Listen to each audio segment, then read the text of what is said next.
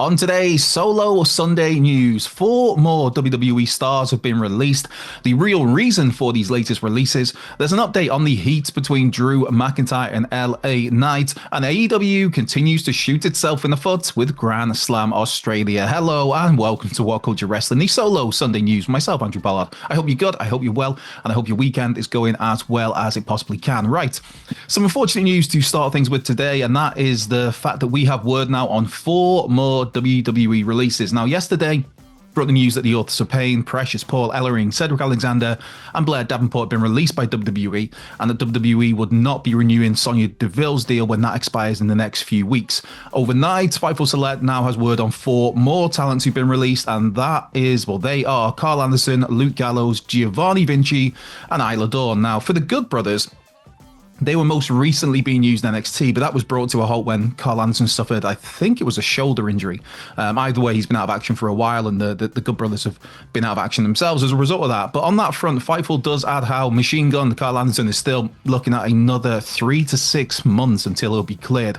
I mean, releasing an injured talent and one that still has so much recovery time ahead of them, yeah, that's never a great look. For Giovanni Vinci, I mean, what can you say? He was part of Imperium in NXT, then was left behind when Gunther and Ludwig Kaiser, Marcel Barthel, moved to the main roster, then repackaged as a rich model playboy sort of thing. Then he'd be dropped. That would all be dropped, and he'd be put back with Imperium on the main roster, only then to get kicked out of the group last April, go to SmackDown as part of the 2024 draft, again go back to that playboy gimmick, and after weeks of vignettes, lost in, 3 seconds to Apollo Crews, and that's it. Giovanni Vinci's barely been seen since then. Fightful reports that the company was at one point high on Vinci last year, but that it didn't quite translate to TV. So yeah, I mean, me personally, I think Giovanni Vinci is ridiculously talented. The first time I saw him was during the Cruiserweight Classic in 2016, and he did get bummed out in the very first round by, was it Gentleman Jack Gallagher, I think? That's a name I've not heard in a very long while. I think last I heard he was doing MMA. But anyway, I don't know. There was just something so impressive about Giovanni Vinci, even in that short match, and then he popped him in NXT the following year and do a few matches.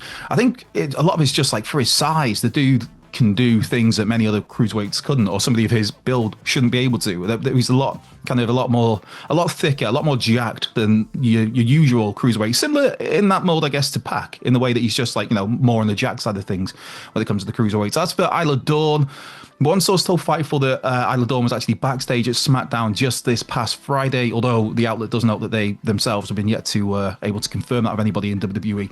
For those wondering, though, Fightful has heard nothing on the status of Alba Fire at this stage. Now, Alba Fire, of course, is the tag team partner of Isla Dawn.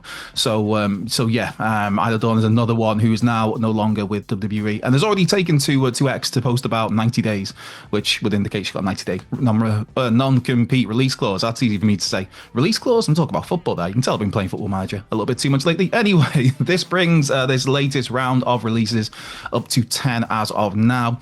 And there is a little bit of information on why these releases have taken place. Again, this comes from Fightful with the outlet, who they've spoken to some people in NXT who are under the impression that these releases, these 10 releases so far as of this recording, have been done in order to free up room on the main roster for impending NXT call-ups. That does make sense in some ways. Certainly it would have made sense previously, but then, I mean, you also have to now factor in that you've got an extra hour of TV. SmackDown is a 3-hour show now. And that's an extra hour of TV to fill. An extra hour means an extra hour for more talents to be utilized. Of course, WWE already has a pretty hefty roster on both main roster brands, so there's already wrestlers who are waiting there to grab the spotlight in that extra hour that SmackDown now offers up. But you do also have various NXT names who are, I mean, realistically, there's so many people who are ready to make the jump to Raw or SmackDown whenever you want to pull the trigger on them. Roxanne Perez is the very, very obvious one. That means it seems that she will be heading to Raw or SmackDown. I'd say most likely Raw, as soon as NXT Vengeance Day is in the books next weekend. I mean, you don't get to the final two of the Royal Rumble, put in an hour and 7 minutes, and then be like, nah, you stay SmackDown for a bit, mate. No, she will be here very soon. And like I said, I'd imagine Raw, just because the Bayley feud. You got Jordan Grace, who's supposedly set for a short NXT run before heading to the main roster. For me, All Ego, Ethan Page is absolutely main roster ready. Trick Williams is someone you could call up tomorrow. Though for me personally, I'd probably give Trick another year in NXT. I don't know. There's not much for him to do, but I just think in terms of holding the craft a little bit more, Fraxium are absolutely ready. But they're so ahead of any other NXT tag team that you move them up, there's a huge void to fill. I mean, could you bring Gallus up? You could. I mean, you could even stick them with Drew McIntyre. I know a few people have speculated on that over the last year or two. You could have a faction there, Scottish Brawlers. You've got the Meta Girls, who are another couple who've been tested out on the main roster. You could even call up Meta 4, as and when Known Dar is back. Where's Lee? There's the family. I mean, let's face it, you could pretty much drop Julia and Stephanie Vaquer onto Raw or SmackDown next week if you really wanted to. That will not happen, though, of course. The point being, there are so many NXT talents who realistically are ready for Raw and SmackDown right now. And to do so, unfortunately, sometimes you need to make space for those moves to happen. I mean, that's always been the case in the pro wrestling business. Roster space and TV time is finite. There is only so much room. And unfortunately, that means we have situations like this. But I'm sure those released will have no shortage of suitors once any non-competes are up. Right, sticking with WWE for our next story. And there's a bit of an update on those issues between Drew McIntyre and LA Knight. Yeah. Now, there were reports coming out of the Royal Rumble that Drew lost it backstage and stormed out of the stadium, all because of a certain someone who had to get their stuff in during the Rumble match. Since then, that certain someone was said to be LA Knight, and Knight getting his stuff in with Logan Paul, wasn't it? That was part of the reason why McIntyre's Rumble elimination looked so clunky, I guess you'd say. And it took away from what was supposed to be a big moment between Drew and Damian Priest ahead of a possible WrestleMania match for those two, no less. So if you caught SmackDown on Friday, though, you'd have heard LA Knight reference getting his stuff in during a promo before a triple threat match with him, Drew McIntyre, and Jimmy Uso, a triple threat that was won by McIntyre to head to the Elimination Chamber. Now, for any lingering issues between LA Knight and Drew McIntyre, Fightful Select reports that any beef between them, it seems to have been dropped already. Things did get a little rough between the two during the match on Friday. You could see that, watched on TV. There was a few little snug shots in there, but it worked really well for the match, I thought. Both men came out of the match okay. There was no concern that the two wouldn't be able to work together, and this was seen as an opportunity to play off the very real frustrations at the Royal Rumble. It was also added that Drew McIntyre had zero problems with LA Knight's SmackDown promo.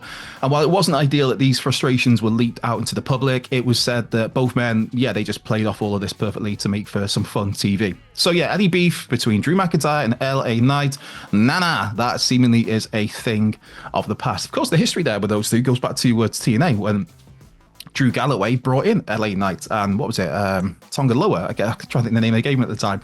But obviously that's something that has not been referenced on TV, but we'll see. Anyway, wrapping things up today, we've got a little bit of AEW news. What kind of news? And once again, it involves AEW Grand Slam Australia. And once again, it involves the event's status as a pay-per-view or not. Now, it's not a pay-per-view.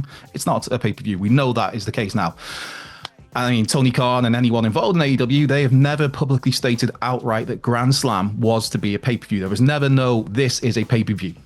There was mentions of it maybe being a pay-per-view, but I mean, if you're booking a giant stadium setting, as in Brisbane Suncorp Stadium, that holds over 50,000 people, I don't care what you say, you're not booking that venue to fly your roster and crew halfway around the world just to do, a 2-hour TV show. Now, Grand Slam will not be taking place at Suncorp Stadium, of course, with AEW moving the event to the Brisbane Entertainment Centre, which I believe that holds around 13,000 people, if I remember correctly. And the event will be a TV special rather than a pay-per-view. And Tony Khan recently said there was never any plan for Grand Slam to be a pay-per-view. Never. That was never in the works. Never. And again, you're not booking 50,000 stadiums halfway around the world for what is essentially, a mildly souped-up collision. Unless you're insane, of course, or you've got hundreds of millions of dollars, billions, and you're living on a yacht. I don't know. That's a different world I do not live in. But adding further to all of this, the AEW X account, Twitter account, whatever you want to call it, has scored a bit of an own goal last night, posting how we are just 7 days out from AEW Grand Slam on pay-per-view at the Brisbane Entertainment Centre. I mean, that tweet, X post, whatever you want to call it, has since been edited to remove any mention of pay-per-view, but it's just like... This feels like a show that AEW is desperate just to get done with, get this in our rearview mirror. I mean, you have to admire the ambition of taking your product to a new market, a new corner of the globe, and going big with a stadium setting. But from those in Australia, it seems pretty apparent that AEW is nowhere near as popular there as AEW hoped, as reflected by the ticket sales. I mean, that is what forced the venue change. Also, AEW recently offering 2-for-1 tickets for Grand Slam, not to mention all those people upset and frustrated at paying hundreds of dollars months ago and expecting a huge pay-per-view stadium show with huge matches. And here we are. I mean, instead, AEW has kind of kept Grand Slam almost I don't know, almost in the shadows, barely promoting it really in the last few months. I mean, yes, the promotion's amped up lately, but those past few months, yeah, it was more kind of, let's just focus on Revolution. That's in March. That's in March. I mean, as I mentioned, it feels like this is a case of AEW being like, right, we've committed to this show in Australia. We didn't get the ticket sales we hoped. We've still got to fly a bunch of people over there regardless. So let's get it done. Let's get back to the US and then we can resume normal service with AEW Revolution, which will be great. I'm sure it will be. I'd say, don't get it wrong. In ring wise, I mean, Grand Slam will deliver big in terms of match quality, but it just feels like it's been such an afterthought in these past few months. Now, for anyone going to Grand Slam, let us know in the comments your thoughts on how things have played out since the event was first announced, or since tickets first went on sale. Or did you get stung for a few $100s back then, or have you swooped in and got some nice 2-for-1 tickets for yourself? Let us know. With that brings today's news video to an end. Be sure to check out this other exceptional video that's floating around here somewhere. This has been What Culture Wrestling, the solo Sunday news. I've been Andrew Pollard, and I will catch you down the road.